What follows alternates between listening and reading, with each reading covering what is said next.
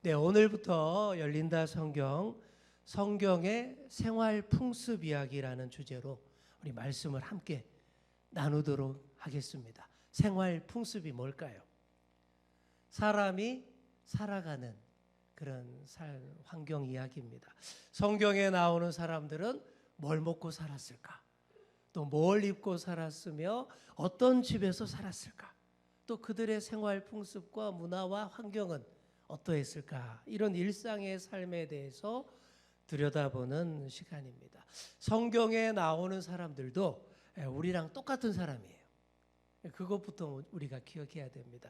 성경의 주인공이고 영웅들이기 이전에 우리와 성정이 똑같은 사람이다라는 사실을 알고 그들의 삶의 현장 속으로 들어가 볼 때에 성경의 말씀을 더 잘 이해할 수 있고 또 공감할 수 있습니다.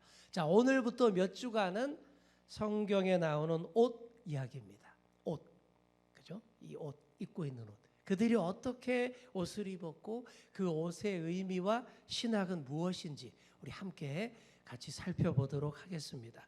사람이 동물과 다른 가장 큰 특징 중에 하나가 바로 이 옷을 입고 산다. 바로 이것이죠. 아무리 더운 지역에 살아도 또 아무리 원시적인 부족이라고 해도 또 아무리 가난하고 어렵다 해도 기본적으로 사람이라면 다 이렇게 옷을 입습니다. 전혀 옷을 안 입고 산다. 그러면 동물과 다를 바가 없어요. 이런 재미난 유머를 들었습니다. 어느 목사님이 교회 청년이 살고 있는 원룸에 불시의 신방을 딱 갔어요. 갑자기 신방을 가서 문을 열어줘서 딱 들어갔는데 거실에 들어갔더니 한참 TV에서 아주 낯뜨거운 동영상이 나오고 있는 거예요. 소위 야동이라고 하는 음란물 그런 겁니다. 거기다가 소리까지 막 크게 해놔서 막 야릇한 신음소리에 이 목사님이 도저히 견디지를 못해요. 영상을 쳐다보지도 못하고 들리는 소리도 너무 민망해서 그냥 고개를 돌리고 다시 문 쪽으로 나갑니다.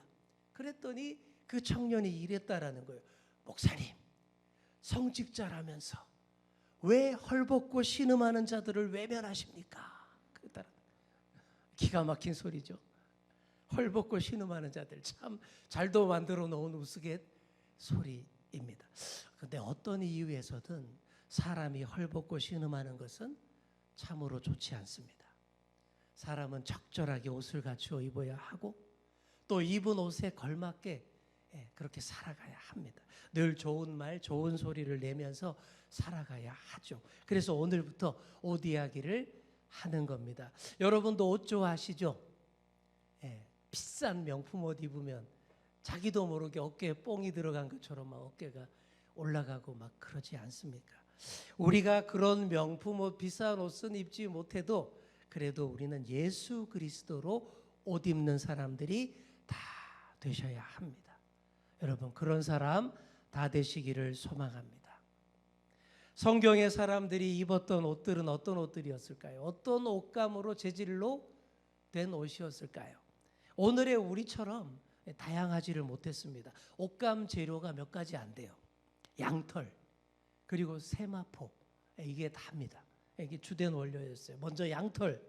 이스라엘은 원래 목축을 많이 했죠. 그래서 이 양이 아주 유용한 동물이었습니다. 양의 젖과 고기도 필수품이었지만 양털을 얻기 위해서도 양을 많이 키웠습니다. 보통 한 마리의 양이 죽을 때까지 한 1kg 정도의 양털을 이렇게 제공을 한다고 합니다. 양털 깎는 의식이 아주 중요했어요. 보통 6월절이 지난 초여름에 양털을 깎는데 그때는 축제일입니다. 다 같이 축제로 모여요. 일단 목자들이 그동안 수고했던 그 양과 염소들을 주인에게 넘겨주면서 그동안 수고한 대가를 두둑히 받습니다. 그리고 다 같이 그 양의 털을 깎고 함께 잔치를, 축하 잔치를 열었습니다. 그렇게 양털로 된 옷을 많이 지어서 추위를 막는 두툼한 옷을 만들었죠. 그래서 이스라엘 동쪽에서는 계속 목축을 많이 했고 양털이 많이 생산됐습니다. 자, 반면에 이스라엘 서쪽과 남부 지역에서는 세마포가 옷감의 주된 원료로 사용됐습니다. 이 세마포라는 것은 아마라는 식물의 줄기에서 뽑아낸 섬유입니다. 여러분 우리가 잘 아는 삶 아시죠? 삶. 이 삶이 바로 아마입니다. 이 아마는 습지에서 자라는데 이집트산 아마가 최상품이었어요. 이집트는 나일강을 따라서 주전 4,500년부터 아마를 재배했습니다. 그래서 이스라엘이 출애굽할 때 애굽에 10가지 재앙이 내렸죠. 그중에 우박 재앙 때문에 나일 강변에서 자라던 아마, 이 삼의 꽃이 치명상을 입었다라는 기록이 있습니다. 이게 이런 기록이에요. 출애굽기 9장. 그때의 보리는 이삭이 나왔고 삼은 꽃이 피었으므로 삼과 보리가 상하였으나 그러나 밀과 쌀보리는 자라지 아니한 고로 상하지 아니하였더라. 여기 나오는 삼이 바로 아마이고 여기 그림에 보이는 이게 나일 강변의 아마 꽃입니다. 이 아마로 만든 천이 삼배이고 아마포 혹은 세마포 이게 다 똑같은 얘기예요. 아마포, 세마포, 삼배 이게 다 같은 얘기입니다. 우리 성경에는 세마포라고 되어 있죠. 내구성, 흡습성이 좋고 열전도가 뛰어나서 세마포로 만든 옷을 입으면 시원하고 좋습니다. 그래서 우리 조상들도 옛날부터 이렇게 속이 환히 비치는 삼배옷 여름에 많이 입고 다니지 않았습니까? 여러분 이집트의 미라 아시죠? 미라. 애굽왕 바로 이 파라오의 시체를 썩지 않도록 처리한 것이 이 미라입니다. 이 미라를 만들 때에 엄청난 양의 세마포천이 들어갑니다. 화학약품을 듬뿍 바르고 그 다음 세마포천으로 저렇게 시신을 덜덜 감아서 관에 넣어서 피라미드에 안치를 했죠. 이렇게 세마포천으로 시체를 감싸는 풍습이 이스라엘에도 전해진 거예요. 그래서 우리 예수님이 십자가에서 죽으셨을 때도 아리마대 요셉이 정성껏 그 시신에 여러 향품을 바르고 세마포로 감싼 후에 자신의 무덤, 새로 만든 돌무덤에 예수님을 모셨습니다. 그 덕분에 우리 예수님의 부활이 아주 아름다울 수가 있었어요. 만약 여느 사형수들처럼 예수님 시신도 그냥 대충 골짜기에 버리듯이 매장했다면 어떻게 됐을까요? 다른 수많은 시신들, 오래된 유골들과 뒤섞여서 부활의 아침에 예수님의 부활 장면이 많이 안타까웠을 겁니다. 그렇게 되지 않도록 예수님 시신이 정성껏 모셔졌고 그래서 부활의 아침 예수님이 온몸을 감쌌던 이 세마포천을 다 푸시고 그리고 또 요즘 애들처럼 그냥 그냥 대충 아무렇게 던져놓지 않으셨어요.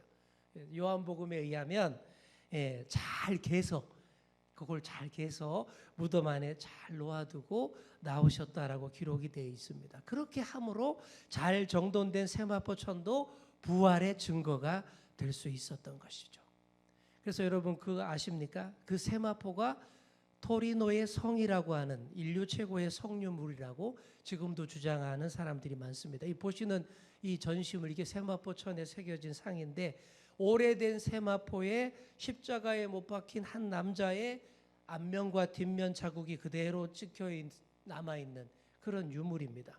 그래서 이게 정말 예수님의 흔적이라고 예수님을 쌌던 세마포라고 인류 최고의 성스러운 유물이라고 주장하는 분들이 많아요. 물론 가짜라는 과학자들의 주장도 많습니다. 그런데 아직도 여전히 논란의 소지가 많은 문제의 성유물. 근데 제가 봤을 때도 진짜 같지는 않은데 아직도 논란의 소지가 많은 정말 예수님의 세마포일까 그런 논란의 소지가 많은 문제가 되는 성유물이 토리노의 성이 프랑스에 있는 그 유물이라고 합니다.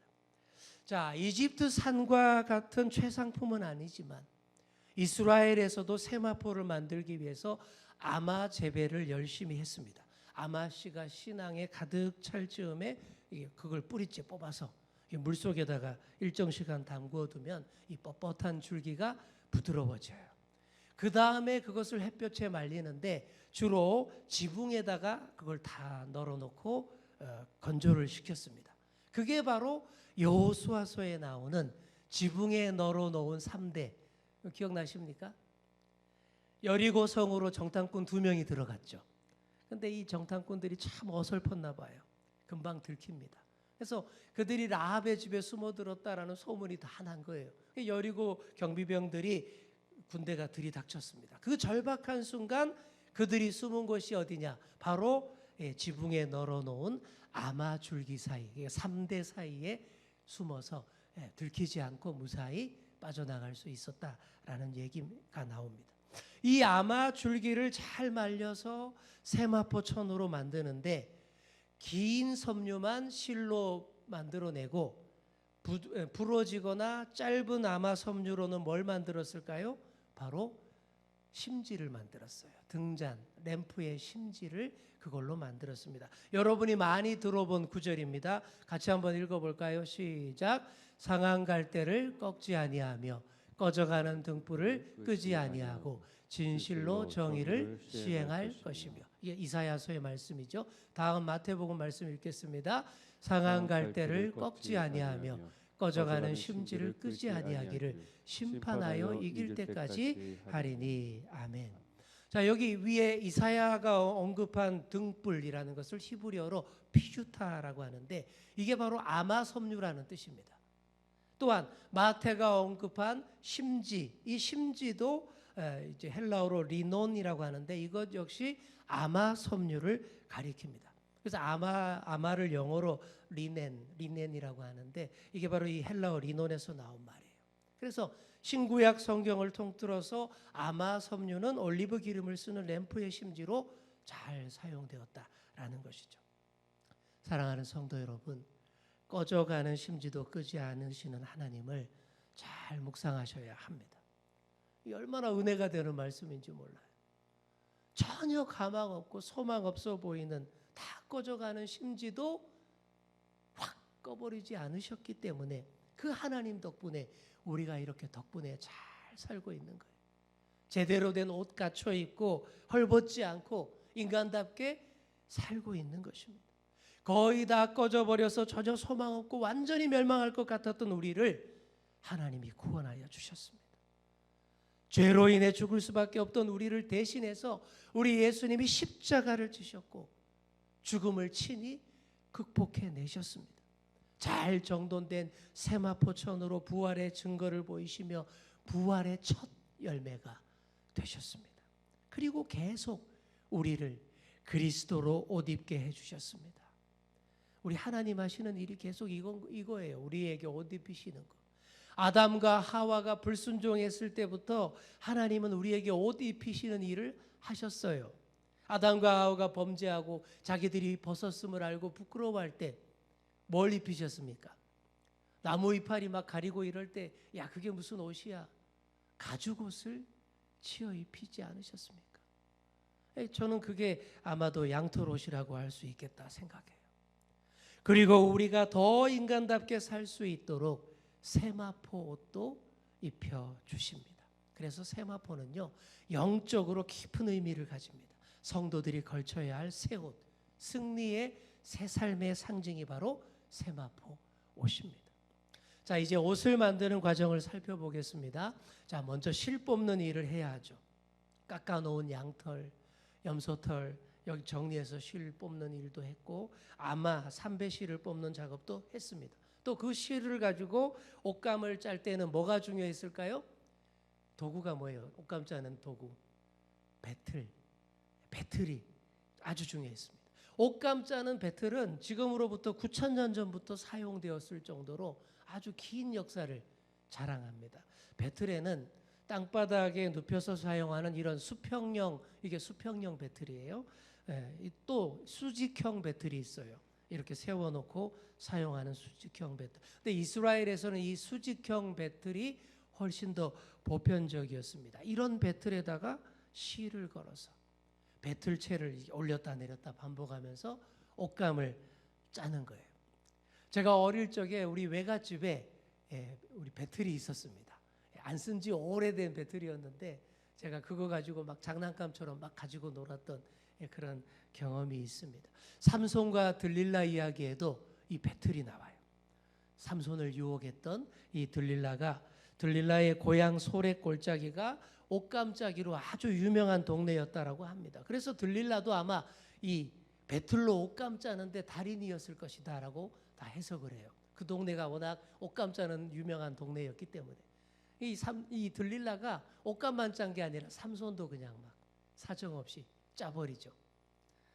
들릴라가 온갖 애교와 교태를 다 부려가면서 삼손의 힘의 비밀을 알려고 무지내를 썼지 않습니까? 정말 징글징글하게 그냥 엉겨붙었고 막 그랬지 않습니까?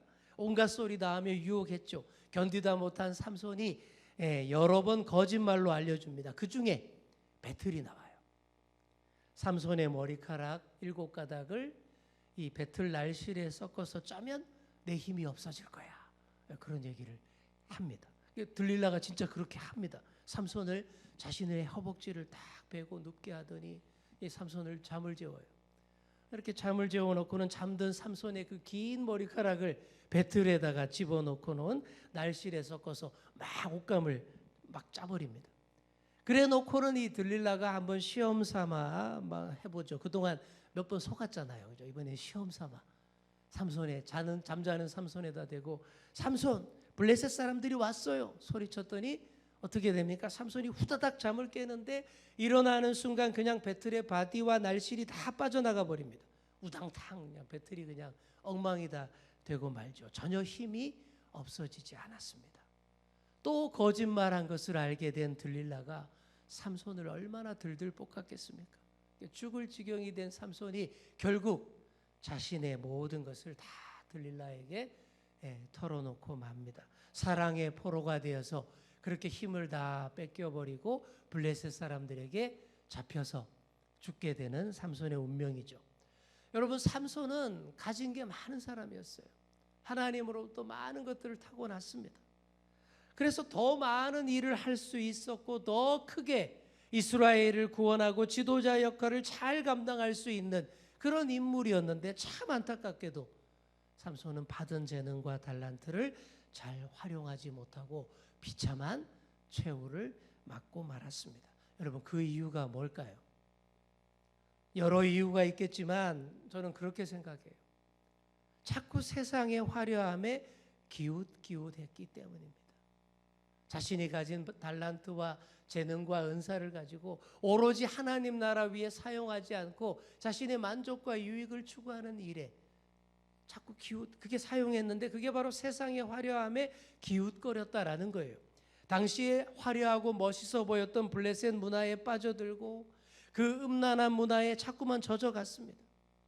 블레셋과 확실하게 결별할 때에 이 삼손이 더 크게 쓰임받을 수 있는 건데 그러지 않고 슬금슬금 화려한 블레셋 문화, 세상 유혹에 물들어가니 얼마든지 더 크게 쓰임받을 수 있는데도 그러지를 못했던 것이 삼손의 삶인 거예요.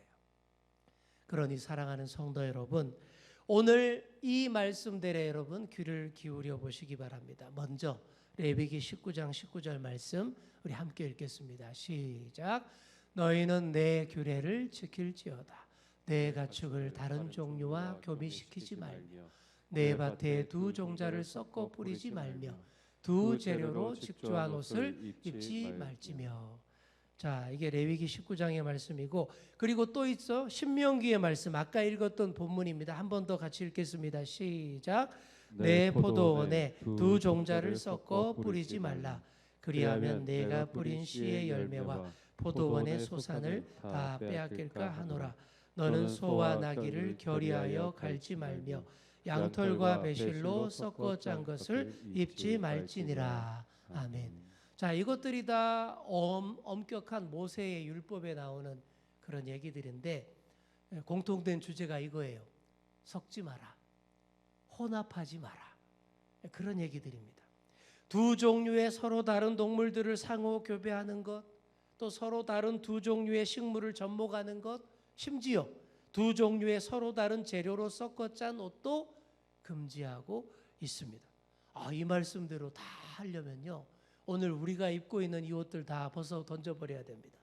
다 합성섬유잖아요. 다 여러 재료들이 다 섞인 그런 옷들을 입고 있는 거예요. 자, 왜 율법에서는 이렇게 혼합된 옷까지 금지하고 있을까요? 이 율법이 말하는 의도, 우리 하나님의 본래 뜻을 우리가 여러분들이 잘 이해하셔야 됩니다. 대략 다음과 같이 이해할 수 있습니다. 자, 먼저 각기 다른 종류의 피조물을 존중해야 된다라는 뜻이 있어요. 하나님께서 종류대로 각기 다르게 아주 특색 있게 개성 있게 피조물들을 만드셨는데 우리 사람들이 교만해서 그것들을 막 함부로 마구 뒤섞고 막 그럽니다. 이건 하나님의 창조 질서를 어지럽히는 행위가 돼요. 이게 어느 정도 적정선으로 지키면 괜찮은데 이게 심해지면 인간이 점점 더 교만해져서 환경 파괴를 일삼고 창조주이신 하나님을 경외하지 않게 되는 겁니다. 정말 그렇습니다. 좀 그런 위기의식들 느끼지 않습니까? 인간들이 너무 교만해졌어요. 그래서 지금 이것저것 너무 마구 뒤섞어 놓고 그 결과가 뭐예요? 이 환경 파괴지 않습니까? 환경 파괴로 지금 이 지구가 얼마나 몸살을 앓고 있는지 몰라요. 예전의 환경 그런 환경들이 전혀 아닙니다. 많이 파괴됐어요. 아파하고 있어요. 자, 이게 첫째고, 자, 두 번째로 무엇보다 하나님의 거룩하고 순수함을 잘 배우라라는 뜻이 있습니다. 이것저것 마구 뒤섞고 혼합하는 것은 전형적인 이방 문화의 산물이에요. 우상 숭배자들이 많이 하는 행태가 그겁니다. 마구 뒤섞는 거예요. 여러분 그들이 이방 신상들 한번 보세요. 그들이 섬기는 우상들을 보시면 동물도 아니고 물고기도 아닌 그런 형상들, 사람도 아니고 짐승도 아닌, 상반신은 사람인데 하반신은 무슨 물고기로 되어 있고 뭐 이런 형상들, 이런 기괴한 괴물 같은 형상들이 얼마나 많습니까? 우리 주님이 그런 것들을 얼마나 가증하게 여기시고 혐오하시는지 모릅니다. 절대 그러지 말라라는 것이죠. 여러분, 삼손이 망한 이유 다시 한번 돌아가 보겠습니다. 삼손이 왜 망했습니까? 뒤섞어 버렸기 때문에. 하나님의 백성으로서의 순수함, 나시린으로서의 본분을 잊어버리고 세상에 좋아 보이는 것들과 자기 자신을 마구 뒤섞여 버렸기 때문이죠. 하나님의 거룩한 사람이 블레셋 여성과 마구 뒤엉켜서 놀아났기 때문입니다. 여러분, 이걸 요즘 우리의 문화에 맞게 표현한다면 이걸 세속화라고 할 수 있는 거예요. 잘못된 만남, 잘못된 혼합으로 마구 뒤틀려 버리는 것, 이게 세속화입니다. 사랑하는 성도 여러분, 우리는 거룩한 하나님의 백성입니다. 영원한 우리의 신랑이신 우리 예수님의 순결한 신부예요. 그런 신부답게 하나님 자녀답게 마땅히 우리가 입어야 할 거룩한 옷 늘 입고 다니시는 그런 저와 여러분 되시기 바랍니다. 음란한 블레셋과 완전히 결별하시고 세상과 확실히 구별된 사람답게 오로지 예수 그리스도로 옷 입으시고 살아가시는 그런 저와 여러분 되셔야 돼요. 바로 그 일을 위해서 우리가 오늘 이 밤에 더 뜨겁게 기도하시고 더 뜨겁게 찬양하시고 더 주님 앞에 가까이 나아갈 수 있는 우리가 될 수 있기를 소망합니다.